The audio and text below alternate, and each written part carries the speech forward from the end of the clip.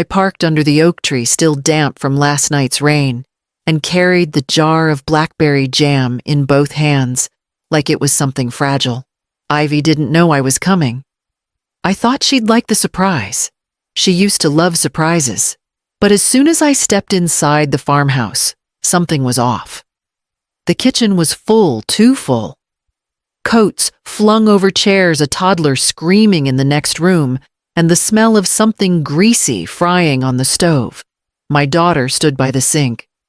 Her eyes, puffy hair pulled back with a rubber band that looked too tight. She didn't greet me. She just looked at me and tried to smile. It didn't quite land. That's when I heard her. I said, "Get your mother out of my kitchen." The voice came sharp from behind the stove.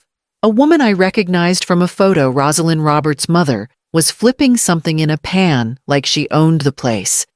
She didn't even look up. Ivy turned red, then pale. Her lips parted like she wanted to say something, but nothing came out. "It's fine," I said, my voice calm, the kind of calm I used when I taught 5th grade and a fight broke out over crayons. I set the jar of jam on the counter. No one said thank you. A man brushed past me with a beer in his hand. I assumed he was one of Robert's brothers. No hello. No eye contact. I stepped back into the hallway, heartbeat steady, but loud in my ears. I looked around at the framed photos on the wall. Only one of Ivy and Robert. The rest were children I didn't recognize. A family I didn't belong to. Ivy followed me, rubbing her hands on her jeans.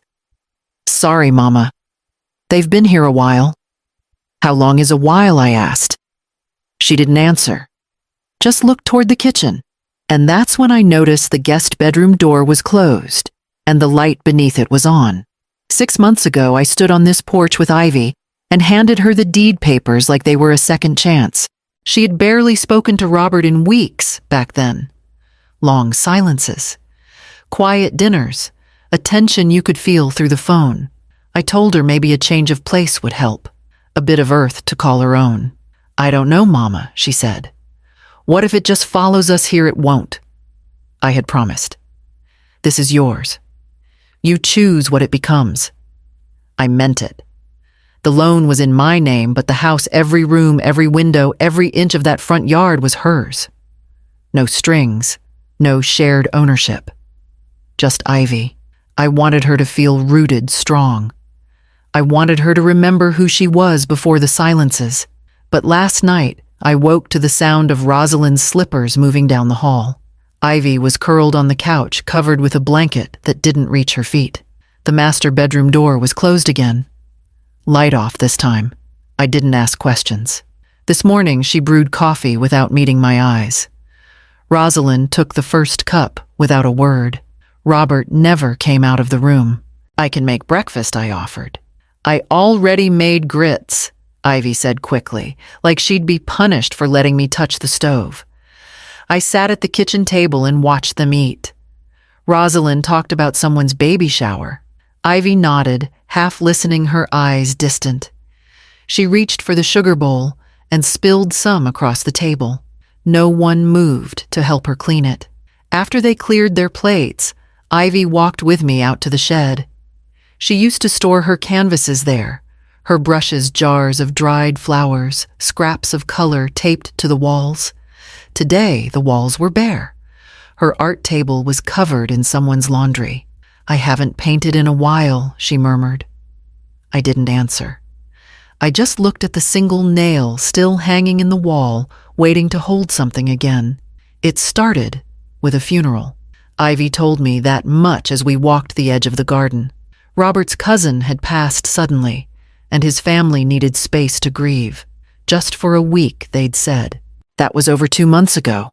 First came the folding cots in the guest room, then the coolers stacked by the back door. Rosalind took the master bedroom the second night to help Robert rest. His sisters brought suitcases. One of them started doing the laundry, only their own Ivy's clothes piled untouched in a basket by the hall. Robert said it wouldn't be long, Ivy said, as she pulled weeds with gloved hands. But no one really talked about leaving. I didn't say what I was thinking that Robert didn't have to talk about it, because silence works just fine for those who benefit from it. That evening, I went to the shed again.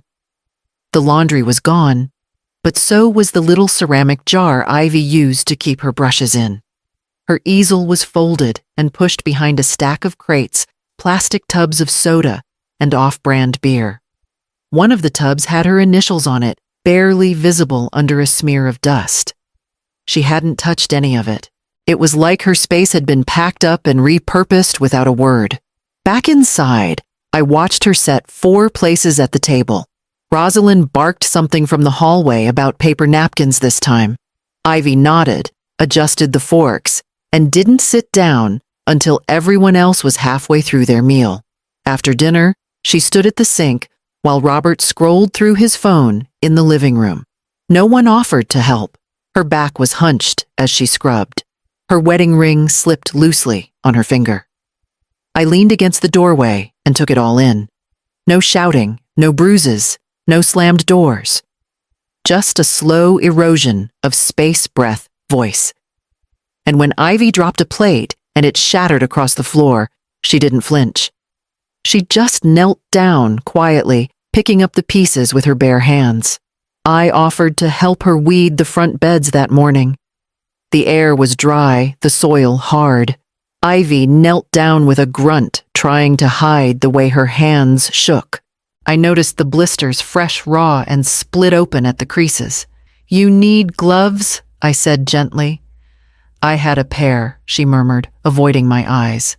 "Rosalind said they were moldy. Tossed them last week." We didn't talk after that, just worked side by side in the dirt. Her silence wasn't cold. It was practiced, like someone who'd grown used to shrinking their words into quiet corners. Later, while Ivy went to shower, I stepped into the kitchen for a glass of water. That's when I saw it. Rosalind at the trash can holding a mug with pale blue flowers and a faint hairline crack along the handle. That old thing she scoffed. Ugly and chipped. I said nothing. She dropped it in without blinking. When she turned away, I reached in and retrieved it, careful not to let it clink against the other garbage. I wrapped it in a dish towel and placed it in my bag. That mug wasn't just ceramic. I had given it to Ivy when she first left for college. She'd carried it through every apartment, every phase of her life. It wasn't cracked until recently. That night, I came out from the guest room to get a glass of water and saw her on the couch. She was curled toward the cushions, arms slung over her eyes, still wearing the same jeans from earlier. The television flickered but made no sound. A half-finished glass of tea sat on the table. Her phone was face down, untouched. She didn't speak. She didn't move. I stood there for a moment, unsure if I should cover her with the blanket or just let her be. In the end, I did neither. I went back to my room, sat on the edge of the bed, and stared at the folded deed in my suitcase. Tomorrow, I would drive into town. The next morning, I left early without waking Ivy. The roads were quiet, the kind that give you time to think, but no comfort while doing it. I parked outside the county office just before it opened and walked in with my shoulders square. "Property deed for 218 Larch Hill Road," I said to the clerk. Owner name, Ivy Monroe. She tapped at the keyboard, printed 2 copies, and slid them across the counter without question. I folded one and kept the other flat.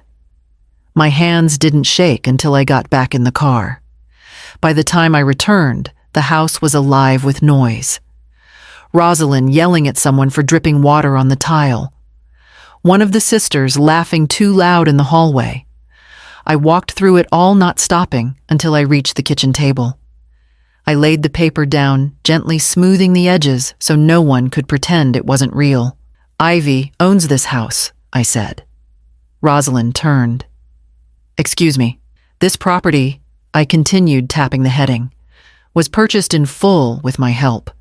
But legally, it belongs to Ivy. No one else is on the deed. That includes you, Robert." Robert looked up from his phone, brows pulling tight. "What is this a boundary?" I said. "You have until noon tomorrow to pack."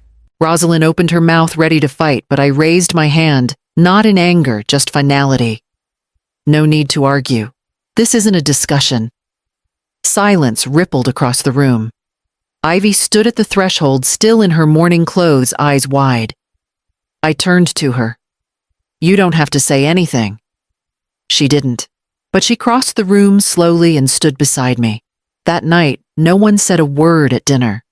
Paper plates, no laughter, just forks clinking and one clock ticking too loud. And in the morning, I woke before dawn and listened from the guest room as doors opened, bags shuffled, voices muttered behind walls. By 11:45, the house was quiet again.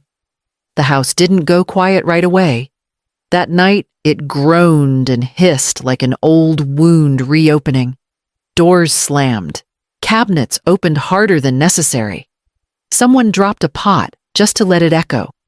From the guest room, I heard Rosalind's voice rise. You let her humiliate us, she spat. Your own mother. Ivy's voice was barely audible. She just showed you the truth. Then came Robert's low reply. Something bitter, something final. I couldn't catch the words, but I heard the silence that followed. I didn't get up. I didn't step in. That part of me, the one that used to smooth over family dinners and write polite notes, had gone quiet. I lay still, listening to the weight of consequences settle into the walls. In the morning, no one came out for breakfast. The coffee was half made and left abandoned. Ivy sat at the edge of the porch with her knees pulled up to her chest. I sat beside her, neither of us speaking. At 11:52, I heard the first car engine sputter to life. I stayed inside and let them pass like a storm. One sister came out dragging a suitcase, muttering about disrespect. Another followed sunglasses on, refusing to say goodbye. Rosalind was the last. She came down the stairs, loud on purpose heels clicking on the hardwood. She didn't look at Ivy. She barely glanced at me. You think this makes you right? She snapped. Stuffing a tote bag with whatever hadn't already been packed. You've ruined your own family. No, I said quietly. You just finally met the part of it that was willing to speak. She scoffed, slammed the door hard enough to rattle the windows, and stomped down the gravel driveway. I watched from behind the curtain as her car disappeared down the road.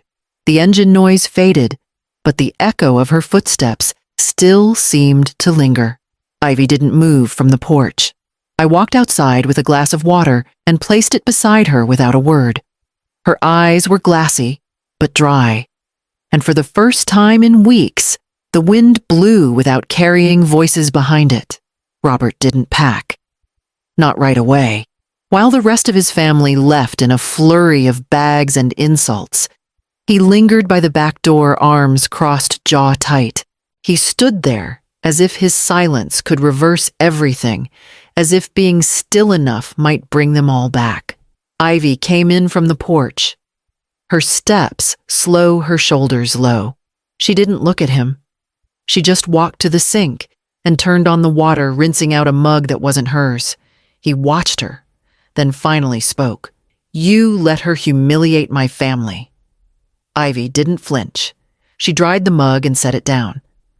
Your family humiliated me first. It wasn't loud. It wasn't angry. Just even. Honest. She said it like someone who'd rehearsed the line in her head for years and finally had space to say it out loud. Robert shook his head, looking at me like I was the root of all this. She stirred things up. I didn't respond. I didn't owe him words. My presence wasn't what broke the house. It only held up a mirror. He waited. For me to defend myself, for Ivy to take it back. But no one did. That night, his truck stayed parked outside.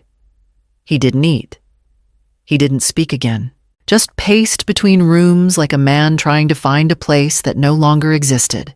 In the morning, I woke to the sound of drawers opening, a bag being zipped, the heavy thump of boots near the door. Ivy stood by the window, arms wrapped around herself, watching him load the last of his things. He didn't say goodbye. He didn't even close the tailgate properly. He just climbed in, reversed down the driveway, and disappeared without ever looking back. The house didn't sigh with relief.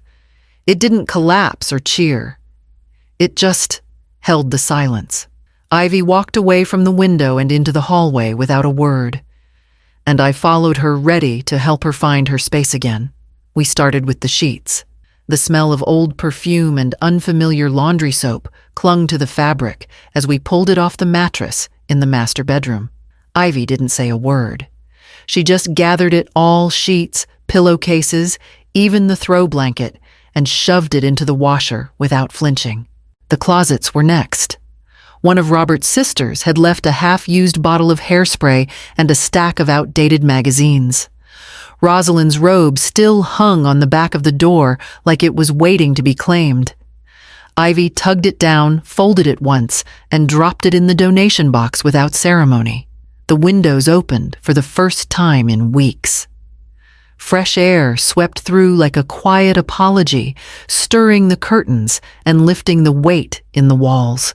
In the corner of the closet, behind a pair of scuffed slippers, Ivy found a sketch pad. Charcoal smudges lined the edges, and the corner of one page curled outward. She didn't say anything as she flipped through it, but her hand hovered on one unfinished drawing, an outline of the garden path half-shadowed. She didn't put it away. That afternoon, we repainted the pantry. Ivy picked a deep, rusty shade, something between clay and cinnamon. "No one else would choose it," she said with a grin. "That's why I want it." I nodded and handed her the roller.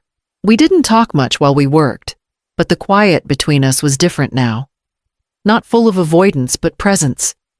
She hummed once under her breath like she used to when she sketched by the porch. When we finished, she wiped the last drip of paint from her wrist and leaned against the wall, cheeks flushed from the work.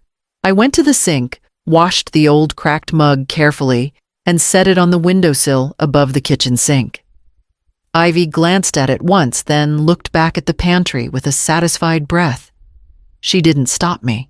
That night, she made tea and used that same mug. The envelope was thin and cream-colored with Ivy's name written in a sharp, careful hand. No return address, but we both knew who it was from. She opened it at the kitchen table. Read it once, then again more slowly. Her lips didn't move, but I could see her jaw set tighter with each line. "You made a mistake," it said. "Family doesn't treat each other this way. You embarrassed us. You let her divide us." Ivy folded it in half, then crumpled it, pressing the paper into her palm until her knuckles turned white. She didn't shred it. She didn't cry. She just stood and walked to the trash, dropping it in like it weighed nothing. An hour later, her phone buzzed. She didn't check it right away. She let it sit on the counter as she finished sweeping. When she finally glanced at the screen, her face didn't change. A single message from Robert: "Miss you. Hope the house still feels like home." She stared at it for a moment, then tapped once, delete. No reply. No hesitation. By late afternoon, she was outside with gloves on, a small bag of bulbs in her hand. I joined her, handing over the trowel when she nodded. "Too late for tulips?" I asked gently. "They'll hold," she said. "If I plant them now, they'll bloom when the weather's better." She paused, pushing another bulb into the soil. "Maybe so will I." We worked in companionable silence, lining the driveway with promise. Every few feet, she'd mark the spot with a flat stone, small and smooth. By the time we reached the porch, her hands were streaked with dirt and her eyes a little brighter. She didn't look back toward the road. Not once. That night, she pulled out her sketch pad again, set it on the kitchen table, and began to draw something, without showing me. I didn't ask. I just made us tea and left the door to the porch open, letting the breeze carry the scent of turned earth into the house. 3 months passed, like seasons slipping into one another. Slow but certain. The barn smells like linseed oil now. Ivy teaches art classes on Saturdays. A few women from town come by sketchbooks in hand, their laughter rolling through the fields. Ivy laughs with them loud and unguarded in a way I hadn't heard in years. I still stay in the guest room, though it looks different now. Ivy painted the walls a soft wheat color, and there's a small vase of dried flowers beside the bed. She calls it my wing of the house, like we're running a bed and breakfast. I cook breakfast most mornings, nothing fancy, just eggs and toast. Ivy hums while she brews coffee, sometimes swaying to old music, playing low from the kitchen radio. She doesn't talk much about Robert or Rosalind. There's no need. Some absences explain themselves. One morning after the dishes were washed and the sunlight poured golden across the floor, Ivy reached for the windowsill.